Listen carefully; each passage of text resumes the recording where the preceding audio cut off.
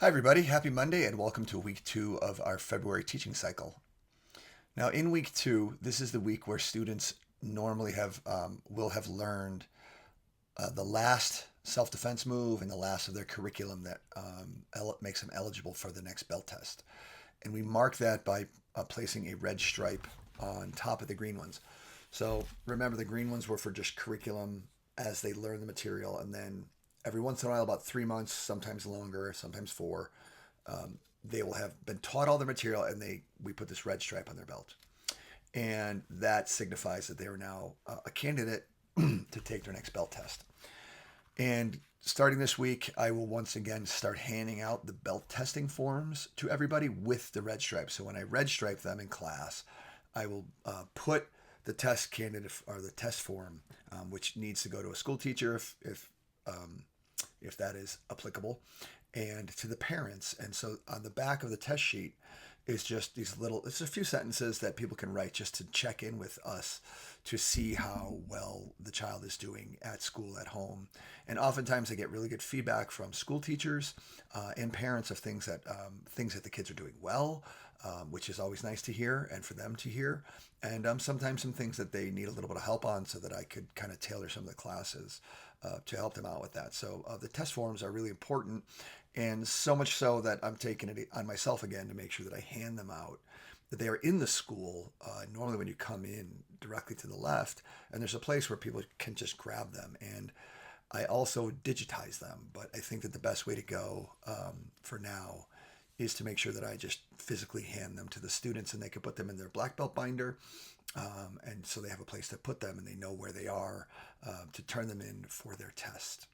Our powerful word this month is fairness, which basically we define as giving everybody what they deserve, need, and what is appropriate to them. And fairness is something that children usually have a very keen sense of what is fair and what is unfair.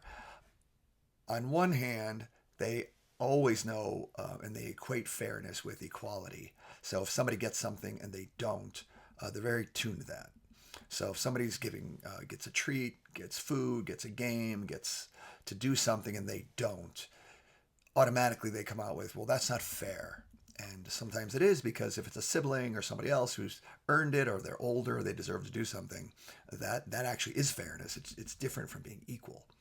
When it comes to somebody else, the other person whose sense of fairness then, or when it comes to them doing something that somebody else doesn't get to do, well, that's just because they're them.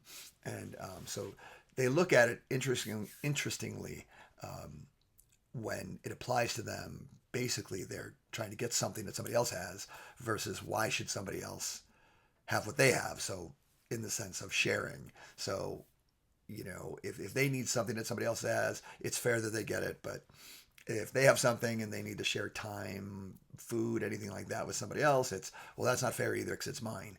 And so we're going to be talking all about all those different nuances of fairness in the school. And one of the simplest ways at the school is to think about this is, we have 2 students, and this happens fairly regularly, who start at the same time, and one comes to all the classes, does their homework, does everything that's expected of them, practices, does all the things, and they progress, because that's the formula. That's what it takes to do that. And building the discipline and the habits to do that is what gets you to the next belt test and get you advancing in skill and in rank in the school. And if there's another person who sporadically comes to class, doesn't pay attention, not doing homework, not doing well at home, and they're just not taking it as earnestly as the other person, and to turn around and say, well, we started at the same time, so we should be the same belt rank.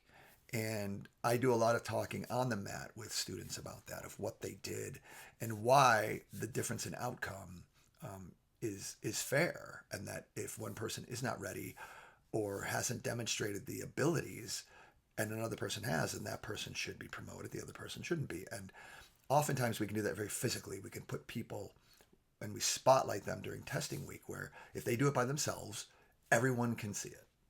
And I did this with my adult students last month, where they all did their forms one at a time, so they could see where everybody was and where they could see where they themselves were.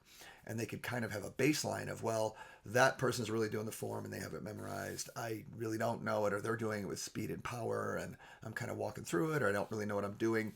They could see that, and they could see the standard for what it's supposed to be and who's meeting it.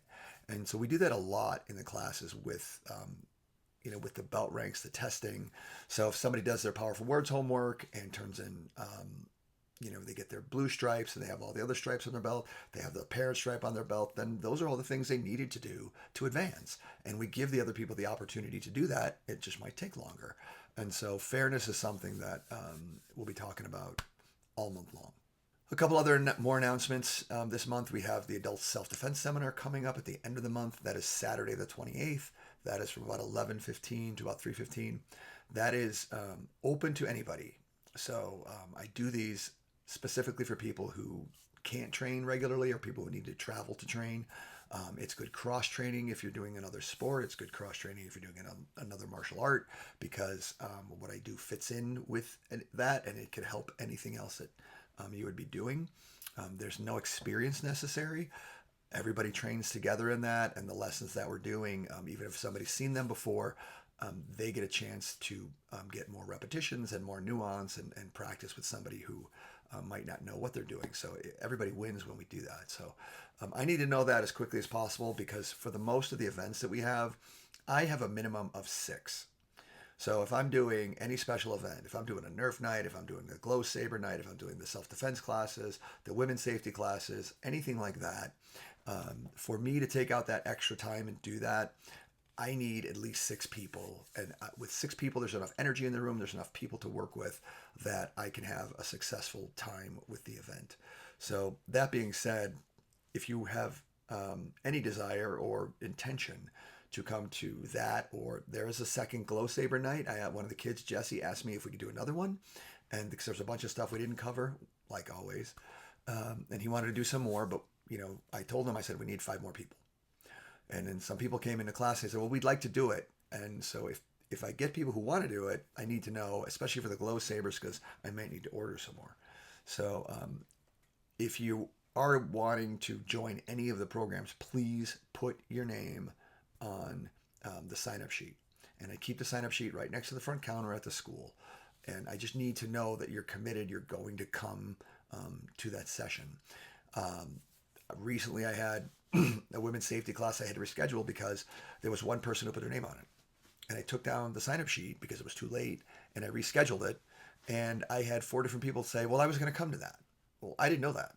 So I need to know these things so I can plan out the events and the time and what everybody else is doing. And sometimes these things involve people other than myself, and I need to coordinate these things. So I need the time and kind of the foreplanning to be able to do that. So please, if you're going to do anything, sign up quickly as soon as you can, because it helps other people as well. Oftentimes you'd be surprised when people see your name on something and they say, oh, so-and-so's doing that, I think I'm going to go do it too. So it helps everybody. One last thing, Monday is President's Day, and it's a national holiday, and we always close for that day. Sometimes we close the whole weekend. We will have classes this Saturday, the 14th, which is Valentine's Day. So we will have a lot of heart-healthy classes on Valentine's Day. We might even throw a little party. So Monday the 16th, just Monday the 16th. So Tuesday the 17th, we're open. Saturday the 14th, we're open. Monday, President's Day, we will be closed. I hope that that's a blackout day for skiers. So if you ski, if you go to the mountains, a lot of people take that time to leave, take little short trips and enjoy the long weekend, because I know the kids have a long weekend off of school too. So if you're doing that, enjoy your time. If you're sticking around, enjoy your time. And, I will be working at improving some things. As you've seen at the school, I'm doing a lot of things, and I have a lot more planned, which takes some time to get done at the school. So there won't be any class on Monday the 16th.